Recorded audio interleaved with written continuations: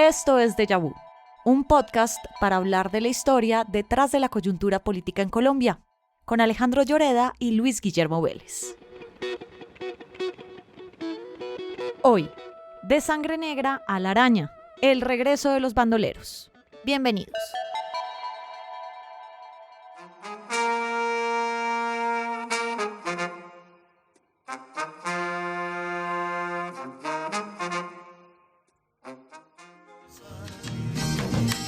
Cuando en los tiempos de la violencia se lo llevaron los guerrilleros. Alejandro, este es un bambuco compuesto por un compositor icónico colombiano, huilense en particular, Jorge Villamil Cordobés. Se llama el Barcino y es muy descriptivo de una época de la cual vamos a hablar en este podcast, que es la última parte de la violencia, la época de los bandoleros. Alejandro, esto es una época que ocurre, la última fase de la violencia, que uno podría contextualizar entre el año 58, comienzos del Frente Nacional, y el año 64. Es la última fase de la violencia partidista que empieza en los años 40.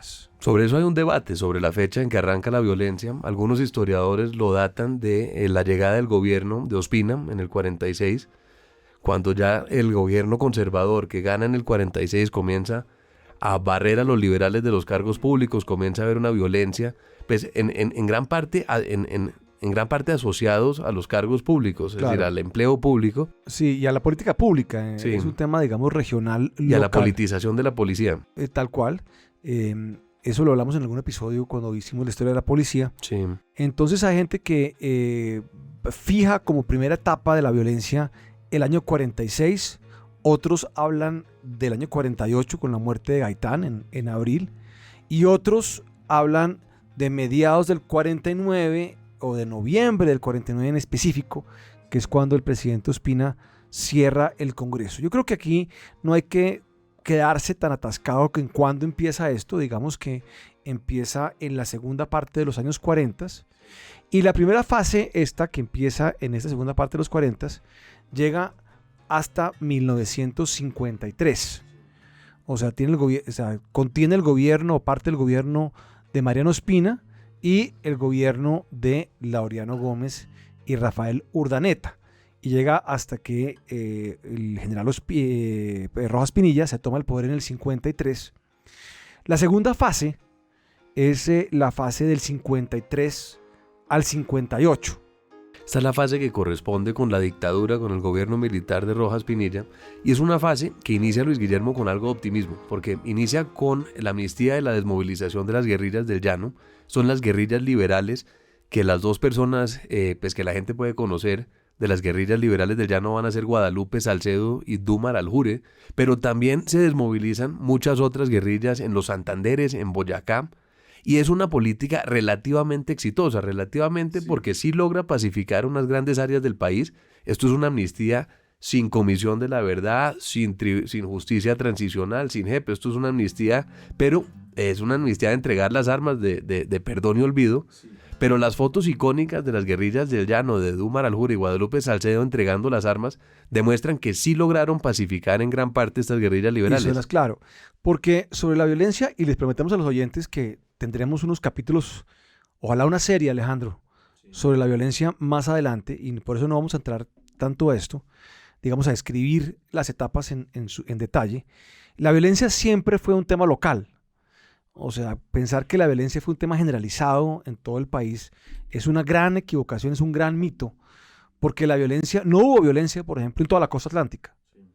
La violencia en Antioquia, que la hubo, fue en algunas zonas en particular. No hubo violencia, por ejemplo, en zonas que hoy en día son zonas que uno pensaría son de violencia, como por ejemplo el sur del país, el departamento de Nariño en particular, buena parte del departamento del Cauca hacia el lado pacífico, era una zona, valga decir, bastante pacífica.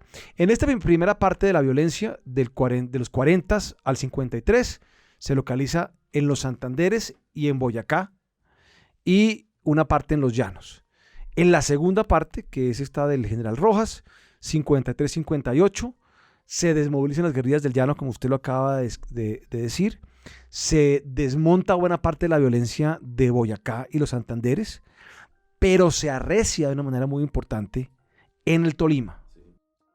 Y no se desmovilizan todas las guerrillas, y esto es un tema donde ahí comentábamos antes de comenzar la grabación, que de todos los episodios que hemos hecho, este es el déjà vu que más déjà vu genera, porque uno comienza a ver unos procesos que se repiten. Entonces uno ve unas desmovilizaciones parciales, donde siempre son los mandos medios los que no se desmovilizan y los que siembran las semillas de una nueva fase de violencia.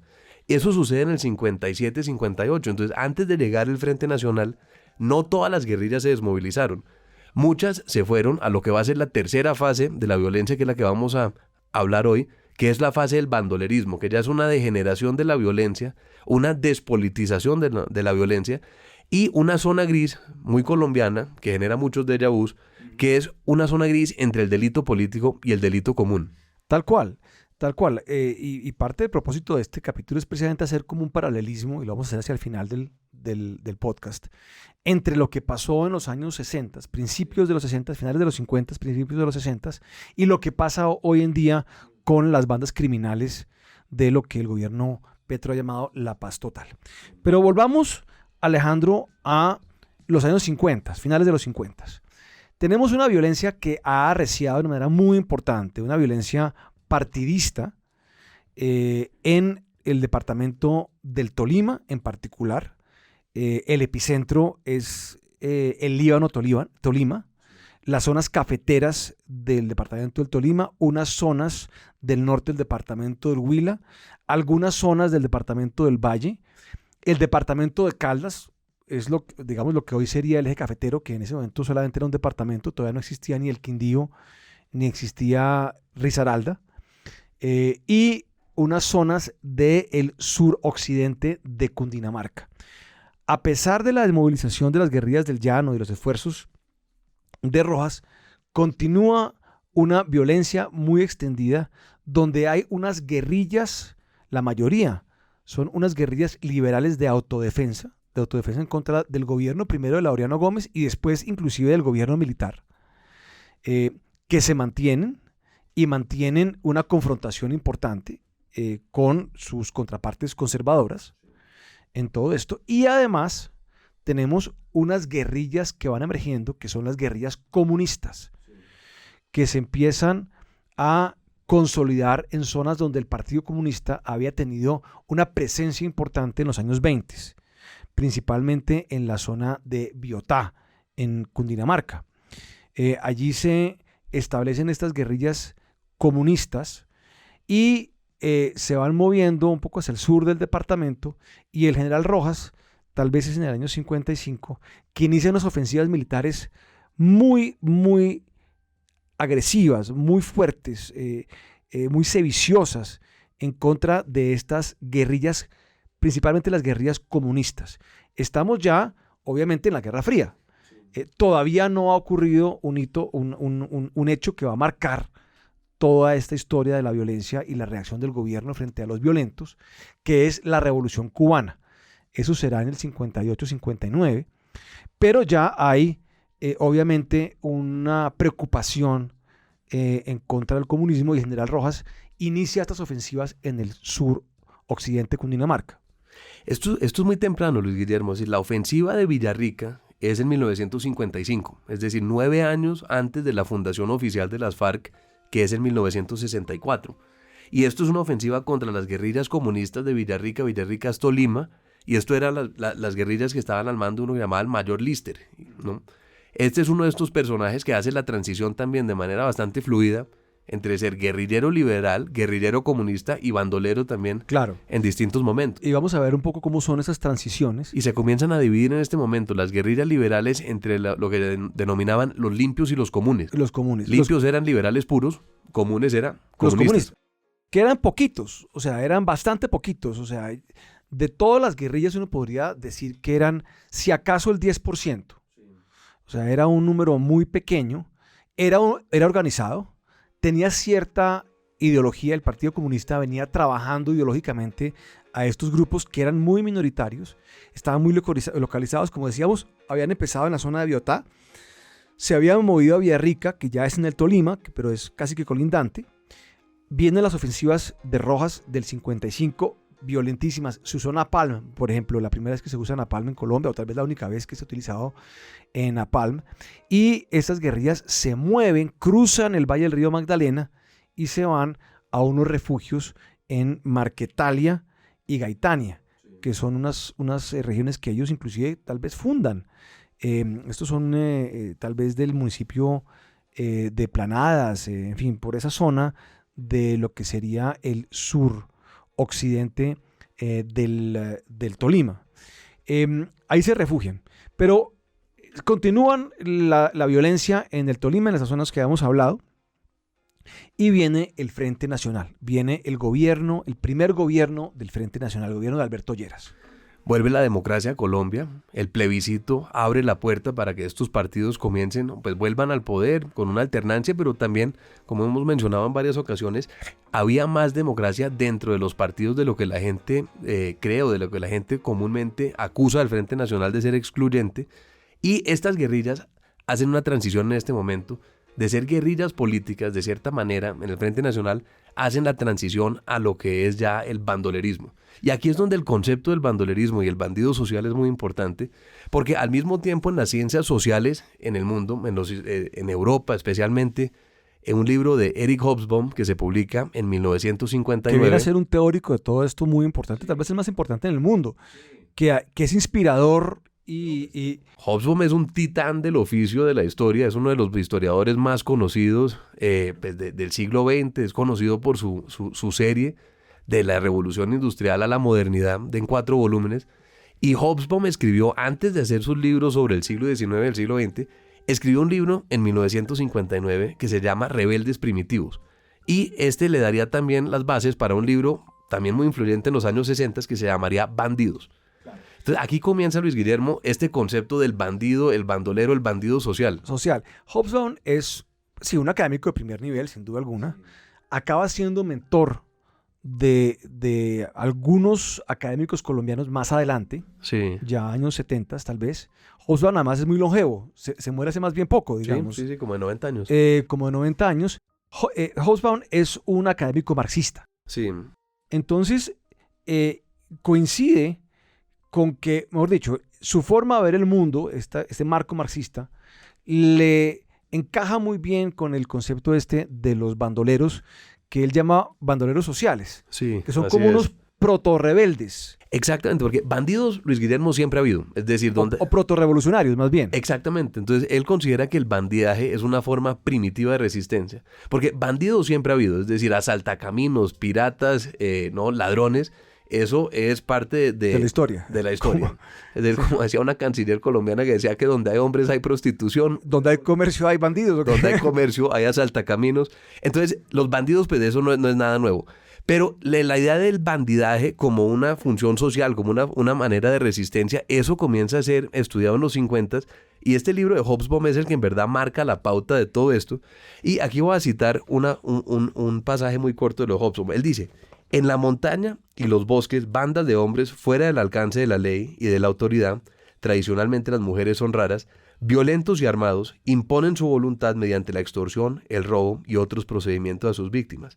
De esta manera, al desafiar a los que tienen o reivindican el poder, la ley y el control de los recursos, el bandolerismo desafía simultáneamente al orden económico, social y político, y este es el significado histórico del bandolerismo en las sociedades con divisiones de clase. Claro. Esto enmarca la discusión del bandolerismo en Colombia. Que vamos a ver que es no del todo exacta. No, eso no es del todo exacto, y Hobsbawm no está pensando inicialmente en Colombia. Entonces, el libro de él es un libro sobre los bandidos a nivel mundial. Entonces, él habla, arranca con Robin Hood, que es parte del mito del bandido social por excelencia, sí. ¿No? Él está en el bosque de Sherwood, no está en Marquetalia, sí. Pero también roba de los ricos, le da a los pobres, y eso le da un componente social. Pero Hobsbawm habla de bandidos en los Balcanes, de los cangaceiros en el nordeste brasileño, habla de Pancho Villa y los bandidos en la Revolución Mexicana, y también de los bandidos en Italia y en España. En Sicilia Y en Andalucía. Había como unos bandidos muy famosos en el siglo XIX en España. Entonces Hobsbawm introduce esto a Colombia y Hobsbawm después, Luis Guillermo, viene a Colombia. Claro. Y apadrina a toda una generación de violentólogos, o lo que más adelante se conocerían como violentólogos, como por ejemplo Gonzalo Sánchez. Sí, que tiene un libro prologado por Hobsbawm. Inclusive. Exactamente, sí, el libro de bandoleros y gamonales y campesinos. Sí, efectivamente, pero ya vamos a ver que este marco teórico marxista, en el fondo, pues realmente no es adecuado. No es adecuado. Volvamos nuevamente a el año 58. Llega el gobierno de Alberto Lleras, Frente Nacional, gran optimismo. Se considera que la causa de la violencia, que era la causa política, digamos, de la violencia partidista, pues se ha superado completamente con el acuerdo del Frente Nacional. Pero persiste esta actividad criminal en algunas zonas, decíamos. Algunas zonas que no por ser pocas quiere decir que no sean importantes, porque la violencia era muy grande. O sea, había zonas del Tolima en donde podíamos tener 170 muertos por cada, homicidios por cada 100.000 habitantes, Alejandro. Inclusive hasta más. Eso es una barbaridad. Una barbaridad. Para que usted tenga algunas ideas, en Colombia podemos estar en la actualidad en unos 21 o 22 muertos por cada, homicidios por cada 100.000 habitantes, que es bastante alto, bastante alto.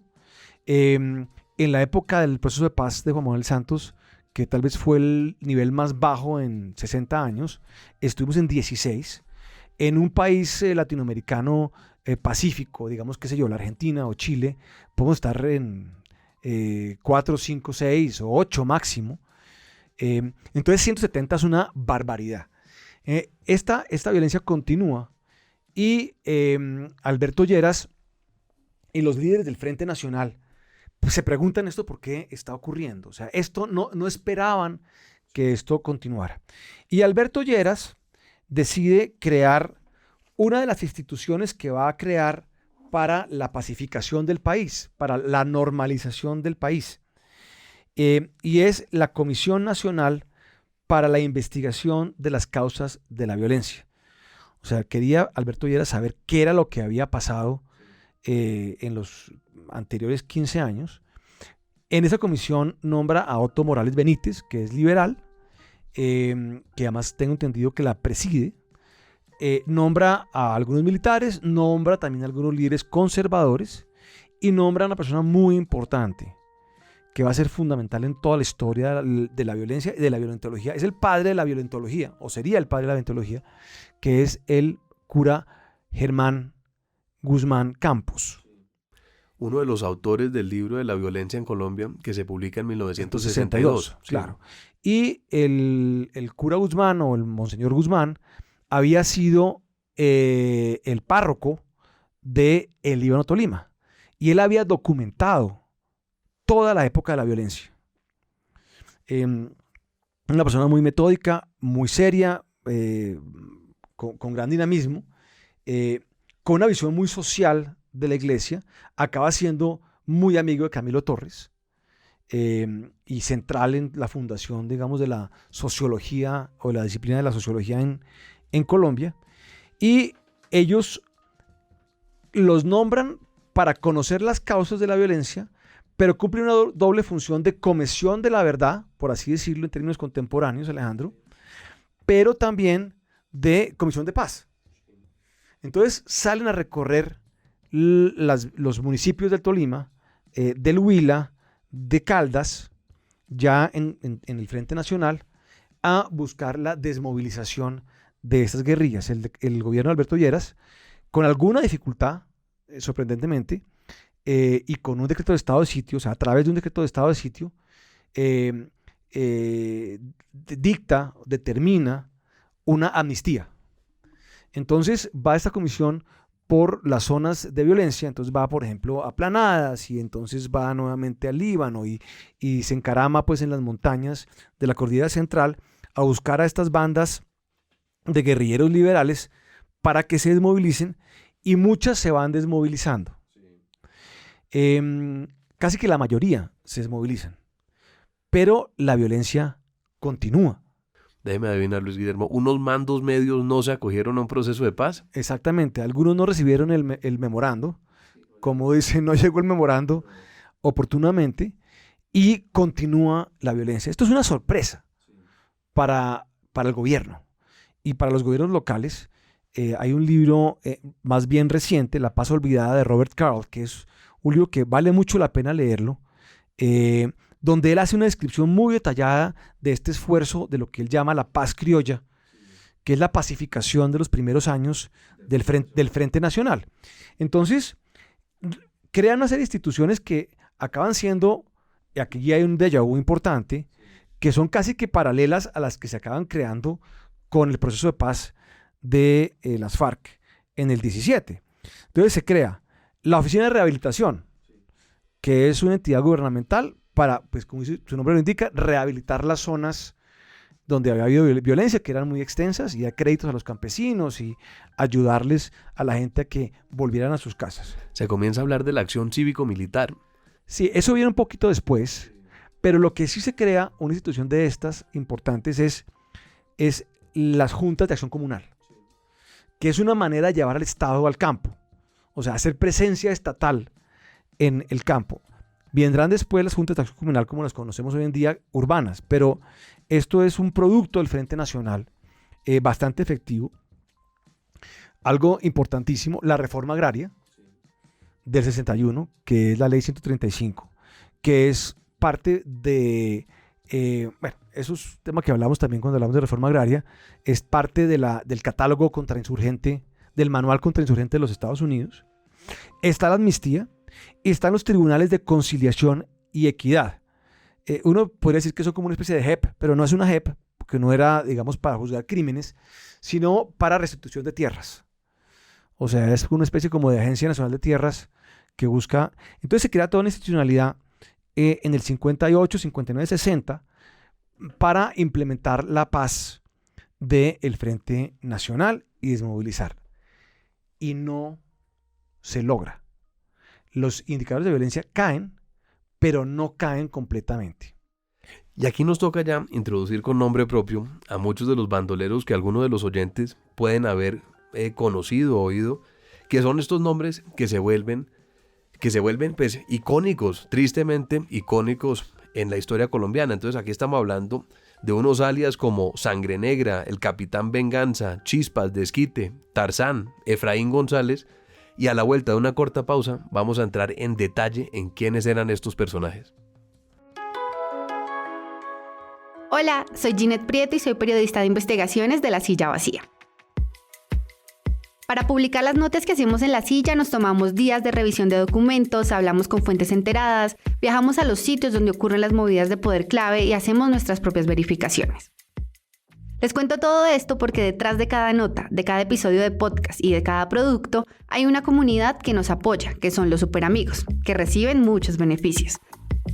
Si les gusta lo que hacemos y quieren que continuemos, únanse a los superamigos en lasillavacía.com/superamigos. Nos estamos leyendo y escuchando. ¡Chao! Señores, voy a contarles lo que en Bogotá pasó. Un 19 de junio, Efraín González murió.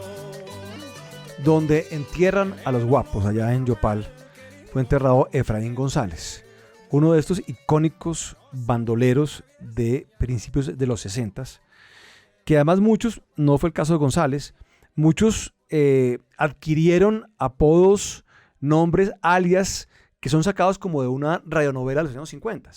Esto es el inicio de la larga historia de los alias en Colombia. Es decir, aquí es donde comienza uno a ver estos alias famosos, como mencionábamos antes de salir a la pausa, Chispas, Desquite, Tarzán, el General Mariachi, Sangre Negra. Claro, Charro Negro. Charro Negro también.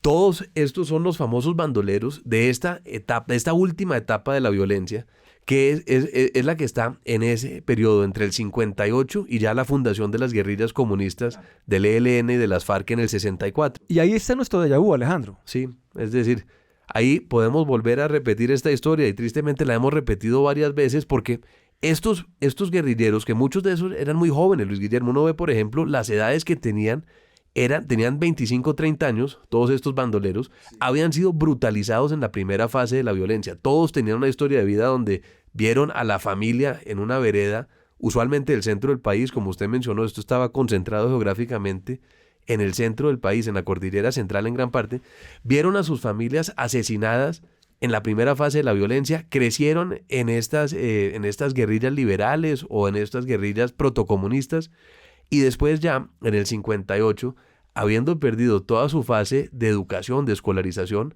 pues no tienen no conocen nada distinto a la violencia y se embarcan en una vida de bandolerismo y crimen. Sí, así es, de patetas, como dirían en el siglo XIX. Pero sí, efectivamente, les decían, tal vez era Guzmán y Fals Borda y todos los que empezaron a estudiar este fenómeno, les decían que eran los hijos de la violencia. Estos eran muchachos que estaban en su adolescencia cuando empieza la violencia partidista en los años finales de los 40, 50, muy jóvenes y no saben nada diferente. Muchos analfabetas además, eran campesinos, analfabetas. El analfabetismo colombiano de esa época era casi el 60% de la población, era muy alto. Y estos muchachos crecen en la violencia, crecen en ese entorno de criminalidad, de destrucción, de muerte, de sangre. Y cuando se desmovilizan sus mayores, sus jefes, los jefes de estas guerrillas liberales, que eran bastantes, estos muchachos no saben hacer nada diferente sino pues matar y robar. Será un poco diferente el caso de las guerrillas comunistas, ya lo vamos a ver, pero la inmensa mayoría de las guerrillas, como decíamos, el 90%, eran liberales. Entonces se desmovilizan, muchos retornan a sus pueblos, a sus fincas, a sus veredas. Nunca, realmente aquí hay un tema que hay que aclarar, y es que la violencia de esta etapa, por lo menos, desde el 40 y pico hasta los 60, no tiene o poco tiene que ver con la tierra. Aquí no hay un tema de tierras, aquí hay un tema de razones políticas y de poderes locales, y razones locales para que se dé la violencia. Entonces estos bandoleros, jóvenes, muy jóvenes, como usted lo acaba de decir, que eran el segundo, el tercer, cuarto nivel de esas guerrillas, quedan autónomos y continúan delinquiendo. Y se van conformando en unas cuadrillas que son relativamente pequeñas. Se hace un informe, tal vez en el año 60, cuando ya se había dado la desmovilización de la mayoría de las guerrillas liberales, donde se intenta cuantificar cuántos son estos bandoleros. Y se considera que en los 8 departamentos donde operan, pero principalmente en el Tolima, hay más o menos unos 2.000, de los cuales 1.600 están en el Tolima. Sí. O sea, es el epicentro de esta fase de la violencia. Sí. De esta fase de la violencia. Y de estos 2.000 hay aproximadamente unos 800 que son comunistas. Sí. O sea, son cuadrillas que son numerosas. En este informe del año 60 que cito, considera que son unos 35 grupos activos, pequeños. Tal vez el más grande viene a ser tal vez el de Chispas o algunos de estos, el de Esquite, Tarzán y Sangre Negra, que podían estar entre los 50 y 60 personas. Pero no eran más grandes que eso, que coincide también con las BACRIMs actuales. Hablemos, Luis Guillermo, uno por uno, y comencemos de pronto por Efraín González, que es en cuyo honor se compuso el corrido con que comenzamos este segmento. Efraín González, alias el Siete Colores, se volvió uno de estas figuras populares, un Robin Hood criollo, y pues de hecho hay una serie de televisión sobre el Siete Colores, ¿usted sabía? No sabía eso. ¿Cuándo la hicieron? Es una serie de hace unos años y cuenta la historia de Efraín González, que muere en 1965 de 31 años. Sí, le hacen un operativo inmenso en el sur de Bogotá. En el operativo mueren 4 militares, o sea, es una cosa tremenda. Y Efraín González es un bandolero, digamos, curioso porque es conservador. Él operaba en una zona que no era la zona del Tolima, ni del centro del país. Él operaba en la provincia de Vélez, en las inmediaciones entre Boyacá y Santander. Era conservador, como ya decíamos, tenía un apoyo importante de gamonales conservadores de la zona. Simpatizaban con él los miembros del clero de la zona, pero era un matón de 7 colores. Totalmente. O sea, le atribuyen en el libro de Guzmán, que hace un inventario, digamos, de estos tipos de personajes, le atribuyen 237 muertos, 9 heridos y 3 secuestros. Y debe haber pasado por ahí, pues, por mucho. Él asaltaba camiones, asaltaba buses. Él operaba en esta zona que era del occidente boyacense, también al occidente de Chiquinquirá, lo que es la zona esmeraldífera. Sí. Entonces, uno de sus lugares tenientes, lo que se llamaría el Ganso Ariza, entraría después en otro ciclo de violencia que no hace parte del alcance de este podcast, que ya son las guerras verdes y las guerras de las esmeraldas más adelante. Sí, efectivamente. Entonces, Efraín González es de los más famosos, es tal vez el más popular, entre comillas, de los bandoleros. Porque tenía cierto admiración de esta comunidad, es el que entierran allá en Yopal. El otro de estos icónicos es Chispas. Chispas era un psicópata, o sea, realmente un psicópata. Chispas había entrado muy joven a las guerrillas liberales. Su familia había sido desplazada de tal vez la zona de Rovira, en el departamento del Tolima. Creo que habían muerto, no sé si sus padres, en fin. O sea, es un típico hijo de la violencia. Se incorpora en la guerrilla del general Santander, que era otro sociópata o psicópata, de quien inclusive el mismo Chispas se impresionaba de cómo le gustaba. O sea, tenía que matar a alguien todos los días para sentirse bien. Y con Chispas y con la gente como Chispas, es que llegamos a la parte más grotesca de esta violencia, porque una característica que siempre ha llamado mucho la atención de la violencia partidista colombiana, y sobre todo en esta fase, es su increíble despropósito, pero además su increíble sevicia. O sea, no bastaba con robar, no bastaba con matar, sino que tocaba, pues básicamente, desmembrar los cuerpos. Había tortura. O sea, la muerte estaba precedida de tortura muy extensa, y además de matar a los hombres, mataban a las mujeres y mataban a los niños. O sea, era una cosa que no tenía como ninguna lógica, no encuadraba. Y ahí creo que Hobsbawm y sus acólitos, sus seguidores, pues un poquitico como que quedan sin palabras para explicar este fenómeno de increíble violencia que se da. Chispas era uno de estos personajes que intenta acogerse a las amnistías, lo intenta hacer, pero finalmente no lo hace, y después se vuelve uno de estos, o tal vez el más icónico de los bandoleros del centro del país. Chispas muere en el 63 de 33 años. Y otro de estos personajes también es Desquite, que muere en el 64 de 29. Desquite también era un psicópata, Luis Guillermo, era un asesino en serie, violador. Desquite es uno de estos personajes también, uno de estos bandoleros, pero Desquite también alcanzó cierta notoriedad popular. Y es muy curioso, por ejemplo, que Gonzalo Arango, el poeta nadaísta, le hace una elegía a Desquite, es decir, le hace un poema cuando matan a Desquite en el 63, cierra con estas líneas que dice: yo pregunto sobre su tumba cavada en la montaña, ¿no habrá manera de que Colombia, en vez de matar a sus hijos, los haga dignos de vivir? Si Colombia no puede responder a esta pregunta, entonces profetizo una desgracia. Desquite resucitará, y la tierra se volverá a regar de sangre, dolor y lágrimas. Sí, Desquite formaba parte de una banda que era comandada, es que los nombres son realmente siniestros, tenebrosos. La comandaba Sangre Negra. Sí. Sangre Negra, a su vez, había sido parte de las guerrillas liberales de Alma Negra. Sí.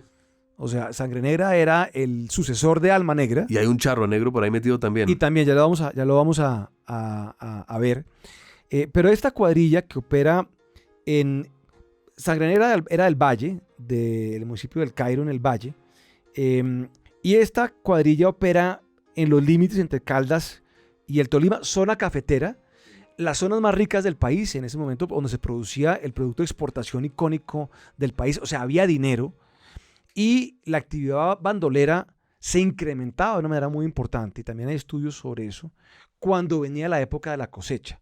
Era una manera de extracción de rentas, parecido a lo que vemos hoy en día con el Clan del Golfo en el Urabá sacando oro ilegal o la coca. Aquí esto era un mecanismo de extracción de rentas, básicamente la renta cafetera. La cosecha cafetera se la robaban estos bandoleros, muchas veces con complicidad de los mayordomos. Eso también está muy documentado. Entonces la banda de Sangre Negra, a la cual pertenecía Desquite y Tarzán, era una banda típica de esta zona. Y hay otro guerrillero de estos, bandolero de estos, quien fuera guerrillero después se convierte en bandolero, que era un poquito mayor. Todos esos que acabamos de hablar debían tener 30 y pico de años máximo, menos de 35 años. Pedro Brincos era un poco mayor. Él empieza como un guerrillero liberal, no se desmoviliza o se intenta desmovilizar, y él continúa en su actividad ya bandolera, pero ocurre algo muy importante, Alejandro, entre el 58 y el 62, y es la Revolución Cubana. Es difícil describir el impacto que tuvo la Revolución Cubana en América Latina, en todos los países de América Latina. Y esto le da un empuje muy grande al tema revolucionario. Estamos en la Guerra Fría, pues obviamente, pero ya la llegada de Castro y sus barbudos a La Habana y todo lo que empiezan a hacer, esa revolución social que tanto les llama la atención aquí a la intelectualidad, en ese momento cala muy profundamente. Entonces los más sofisticados de estos bandoleros empiezan a ver que dar un viraje hacia lo político, o retomar lo político más bien en algunos casos, es muy útil. Y en muchos casos nunca lo abandonaron, que es lo que es muy curioso. Es decir, todos estos bandoleros que estábamos mencionando, muchos de ellos fueron entrevistados, estos son los 60, entonces muchos de estos fueron entrevistados por reporteros que los buscaron en las montañas de Colombia, como firman los comunicados más adelante, y todos tenían un discurso protopolítico. Es decir, todos es decir, ya estaban operando de una manera distinta, ya no eran guerrillas liberales, todavía no eran guerrillas comunistas, pero todavía tenían un discurso protopolítico y hablaban de la injusticia, hablaban de la corrupción en el Estado, hablaban de los bandidos que estaban. El poema de Gonzalo Arango dice que Desquite fue un bandido, pero no peor que los que están en el Estado. Sí, digamos que era una tramoya, era como una especie como de máscara, yo creería. Era una forma de presentarse a sí mismos. Inclusive Chispas, que era el más notorio de todos estos bandidos, un bandolero que acaba con un prontuario oficial de 529 muertos. Sí. O sea, esto es fuerte. Recibe a una reportera finlandesa, sí, de nombre Elina Rautabarra, que viene y toma unas fotos con él, lo más de elegantes, él posando con su fusil, con la finlandesa al lado. Alias Tania. Exactamente, alias Tania. Esto es parte de una larga tradición de infatuación de los europeos de izquierda con las guerrillas latinoamericanas, ¿no? Y entonces él se intenta mostrar como un luchador por la población, por la libertad, por la reivindicación social. Sí. Cuando a Chispas lo matan, que lo matan en una operación, como usted lo decía, en el año 62, no, perdón, el 22 de enero del 63, matan a Chispas. Le encuentran en un bolsillo de la camisa una esfinge, una foto del Che Guevara. Sí. Pero era una pantomima. Sí. Porque no tenían ni el propósito político, ni la estructura política, y tampoco la estructura organizacional. Eran, pues, básicamente unos matones. Sí, así es. Pero entendían la utilidad de tener el discurso político. Y ahí es donde el bandolerismo, como mencionábamos al comienzo del episodio, se mueve siempre, en esa época y se mueve hoy, entre el delito político y el delito común. Es decir, claro. ¿Por qué? Porque en Colombia el delito político siempre se ha considerado distinto. El delito político, y esto es una tradición que viene del siglo XIX, hay un libro del externado que se llama Paz en la República, que analiza los procesos de paz de las guerras civiles del siglo XIX, y muestra que todas las guerras terminaban con una amnistía, siempre Sí. había una negociación y el delito político siempre se consideraba menos grave, se consideraba amnistiable, a diferencia del delito Claro, común. claro, pero además la gente dice, es que Gustavo Petro es el primer presidente guerrillero. Sí. Pues la verdad no. No, No, porque hemos tenido muchos. De hecho, en el siglo XIX tuvimos muchísimos. Porque, pues, la forma de hacer política era la insurrección armada. exactamente, la rebelión, la La sonada, sí. Entonces, no era raro, digamos, era casi que con natural a la política colombiana el tema de la insurgencia, del uso de las armas como un medio político que acababa en una amnistía que podía acabar eventualmente en que ese ex combatiente, ex insurgente, llegara al poder. Y, por ejemplo, estas guerrillas liberales de los años 50, pues tuvieron el apoyo decidido de los directorios liberales regionales, pero también del directorio liberal nacional. Eso diría Carlos Lleras en los años 50 Sí. en la dictadura, sí. Exactamente. Entonces, no es, como usted dice, o sea, esto no es tan extraño. No, Y lo que estamos viendo hoy en día, pues es tal vez una caricatura grotesca de lo que pasó en los años 60 también. sí. Y es que estos criminales, estos bacrims, porque los bandoleros y sus banditas eran unas bacrims, como diríamos hoy en día, se tenían que disfrazar, poner el disfraz político para poder tener cierta legitimidad. Voy a leerle, Luis Guillermo, un comunicado del Ejército Gaitanista de Colombia. Esto no es 1962 o 63. Estamos hablando de enero del 2025, hace 2 meses. Entonces aquí dice, la calidad de vida de las comunidades de la Colombia profunda debe ser mejorada a través de nuevas oportunidades de inversión. No es con amenazas como la de repetir lo que se está viviendo en el Catatumbo, como se avanza a un país más justo, ¿sí? El Ejército Gaitanista no lo va a permitir. Nuestra invitación a todos los sectores de estas hermosas regiones de la patria es a continuar trabajando por mejorar las condiciones de vida de sus pobladores.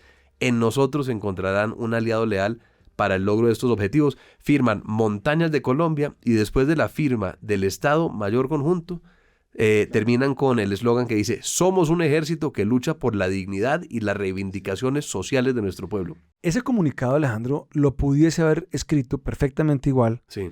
Pedro Brincos, Sí, sí, quien es el fundador del Movimiento Obrero Estudiantil y Campesino, el MOEC. Que es la primera protoguerrilla. Esta es la Juan Bautista de lo que fue las FARC. Sí, exactamente. Pedro Brincos era un bandolero, Sí. de hueso colorado, pues había sido liberal, siguió en esto, siguió delinquiendo, siguió matando, siguió haciendo... Tal vez no era tan sociopático como Chispas, era tal vez de uno sanguinario, se vestía mejor, era un poco mayor, Sí. tenía un poco más de educación, yo creo que sí era, sabía leer y escribir por lo menos, y él se da cuenta de esto muy rápido, y junto con Fabio Vázquez Castaño, entre otros, Sí. que sería después Después fundador del ELN, claro. montan esta protoguerrilla, Sí. como sí, usted lo sí, acaba de sí. escribir, y empiezan a usar ese tipo de lenguaje revolucionario. Sí. Se montan en ese tren que les da legitimidad, les da cierto propósito en algún caso, o por lo menos les da una fachada muy parecido a lo que vemos hoy en día, como usted lo acaba de leer. Es que esto es algo que está en el ADN colombiano, es algo que, es decir, que en el 2025 todavía veamos el ejército gaitanista de Colombia, para todos los oyentes que de pronto están confundidos, no es nada distinto al clan del Golfo, al clan Úsaga, que es hoy en día quizás la principal BACRIM, la principal banda de bandoleros en De bandoleros Colombia, contemporáneos. y se siguen disfrazando, se siguen excusando con unos comunicados muy rimbombantes, unos comunicados que firman desde Montañas de Colombia, como lo firmaban los comunicados de las FARC por Sí. 40 años, pero esto es lo mismo que estaba sucediendo en estos años en los años 60. Exactamente, o sea, guardan las formas, pero no tienen la sustancia. A Pedro Brincos, pues lo acaba matando en el 63. Pero ya al final del gobierno de Alberto Lleras, empiezan aquí a ocurren dos cosas. El gobierno de Alberto Lleras se ha frustrado con esto. Y el gobierno del Frente Nacional, o el Frente Nacional más bien, o el consenso del Frente Nacional, se ha frustrado con esto, porque se ha logrado desmovilizar a buena parte de estas guerrillas liberales, quedaban estas bandas de bandoleros, y tocaba hacer algo. Y se empieza a trabajar. Alberto Lleras era muy cercano a Estados Unidos, inclusive ahora que acaban de desclasificar los papeles de la muerte de Kennedy, aparece que la CIA lo intenta reclutar como un agente, ¿no?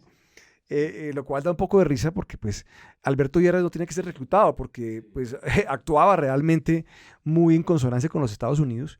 Entonces empiezan a adoptar la doctrina contrainsurgente que estaba Estados Unidos desarrollando ya para sus conflictos de guerra de baja intensidad, particularmente en lo que sería después la guerra en Vietnam.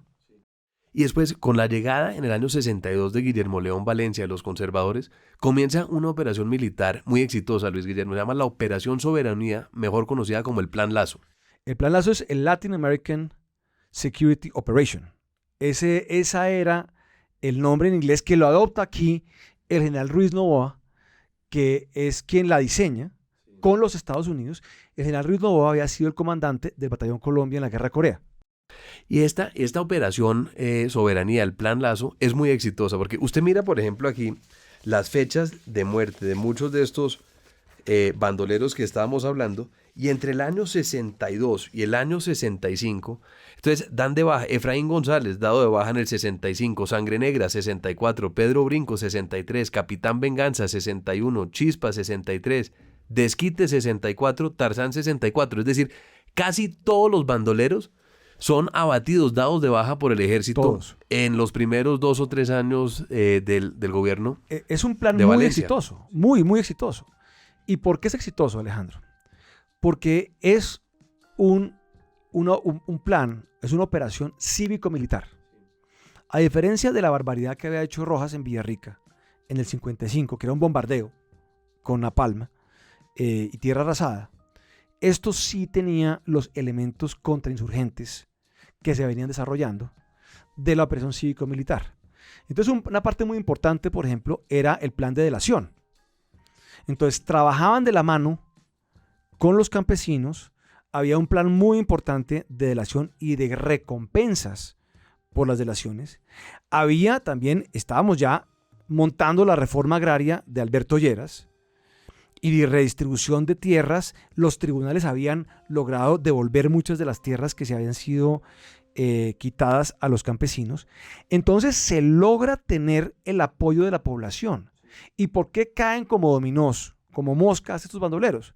Pues van cayendo porque la misma gente que los había resguardado por simpatía o por temor empieza a ponerse al lado del gobierno. Quiere decir que el apoyo popular no era tan profundo como lo pensaba Hobsbawm. Es decir, esto no era Robin Hood protegido por los campesinos. Claro, que ahí es donde el análisis de Hobsbawm y sus seguidores falla.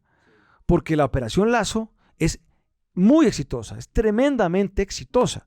En contra de lo que después dice Guzmán, que la critica muchísimo, intenta, es más, va donde Alberto Lleras o va donde los amigos del Frente Nacional y le dicen, paren eso, que yo me encargo de desmovilizar a esta gente de alguna manera. La operación sigue y acaba en la, ¿cómo dirían hoy en día? ¿Dada de baja o qué? O la neutralización. Sería la palabra, la palabra técnica moderna. Pero aquí son solo muy pocos los bandoleros los que sobreviven. Y estos son los bandoleros, aquí por ejemplo mencionamos brevemente a Charro Negro. Charro Negro era un bandolero comunista, de hecho él era concuñado, Luis Guillermo, de Tiro Fijo. Él estaba casado con una hermana de Pedro Antonio Marín. Sí. Y este es uno de los bandoleros, Charro Negro, junto con Tiro Fijo, que dan el paso ya a lo que es una fase distinta del conflicto en Colombia, que es ya la fase de las guerrillas comunistas propiamente dichas. Usted mencionó también a Fabio Vázquez. Sí, exactamente. Entonces, tal vez lo que les ha servido para debilitar el Plan Lazo es que el Plan Lazo no logra acabar completamente a las guerrillas comunistas. Porque lo que acaba pasando es lo siguiente. Eran muy pequeñas, decíamos. O sea, de estas 2.000 que podían haber ya de los bandoleros, de las cuadrillas de bandoleros, había tal vez unos 800 que eran comunistas. Estaban concentrados esencialmente en Gaitania, Marquetalia, la zona de Planadas. Había otros más al sur, en el Cauca, en Río Chiquito, que eso es una zona que queda cerca a tierra adentro. Ahí estaban localizados. Uno de los bandoleros que se pasan del lado gubernamental y que intenta desmovilizar a los bandoleros es uno que llaman el general Mariachi, que era muy importante, era un comandante, era el comandante de las guerrillas liberales del sur del Tolima. Y Mariachi tiene una confrontación con Charro Negro. Charro Negro le roba un ganado. Mariachi le manda a unos de sus compinches a reclamar por el ganado. Llegan a Gaitania y de frente a la farmacia matan a Charro Negro en el año 60. Y ese es un momento icónico porque cuando eso ocurre, los comunistas, que ya decíamos, venían confrontados de tiempo atrás con los liberales, se alejan del gobierno. Ellos inclusive interpretan la muerte de Charro Negro como un asesinato enviado por el gobierno y se vuelven retrecheros. El segundo a bordo de Charro Negro era Manuel Marulanda Vélez, o alias Manuel Marulanda Vélez, que es Tiro Fijo, y Tiro Fijo asume el control de estos comunistas, se organiza y empieza a recibir cartilla del Partido Comunista desde Bogotá. Esta historia de Charro Negro y de Tiro Fijo lo que demuestra es que el camino entre la guerrilla y el bandolerismo no es un camino de una sola vía. Es decir, usted puede pasar de guerrilla liberal a bandolero, pero a su vez de bandolero a guerrilla comunista. Sí. Y lo que la tragedia pues, que estamos viviendo en este momento demuestra es que usted puede tener una segunda iteración, que es pasar de una guerrilla comunista otra vez a bandolero. Usted piensa, por ejemplo, en este momento, Luis Guillermo, en alias La Araña, Sí. de las disidencias de las FARC de la Segunda Marquetalia. Alias La Araña está en este momento, estamos grabando esto en marzo, a finales de marzo. Él está en este momento esperando extradición a Estados Unidos. Sí, pero La Araña es exactamente igual que Sangre Negra. O sea, no hay absolutamente ninguna diferencia. Claro, de pronto no es tan brutal ni tan sanguinario, tan extremadamente sanguinario como Sangre Negra. Pero pues, desde el punto de vista de criminalidad, pues es básicamente lo mismo. Ahora, todo esto potenciado por el narcotráfico y por el oro ilegal, la minería ilegal y toda la economía ilegal que está tan difundida. Sí. En ese entonces era pues robarse unos bultos de café. Era asaltar un camión de café o asaltar un transporte o un bus intermunicipal. Pero este neobandolerismo o narcobandolerismo, o como uno lo quiera bautizar, que estamos viviendo en este momento, con las disidencias de las guerrillas, con el ejército gaitanista del pueblo, alias Clan del Golfo, alias Clan Úsaga, es la última iteración de esta historia que vivió Colombia a final de los años 50 y que es de pronto pues el déjà vu más claro que más hemos tenido. trágico y más claro que podemos vivir en este momento. Exactamente. Volviendo al tema de Charro Negro y de Tiro Fijo, el Plan Lazo se empieza a planear en el 60 y finales del gobierno de Alberto Lleras y se empieza a ejecutar. En el 64, el Plan Lazo ataca o se concentra más bien en lo que habían llamado o lo que llamó Álvaro Gómez las repúblicas independientes. Y entonces ataca a estos focos comunistas que eran muy pequeños en realidad y los ataca con gran sevicia y ellos escapan y se van y se esconden en el Pato y en el Guayabero, que eso queda ya en la cordillera oriental, hacia el sur de la cordillera oriental.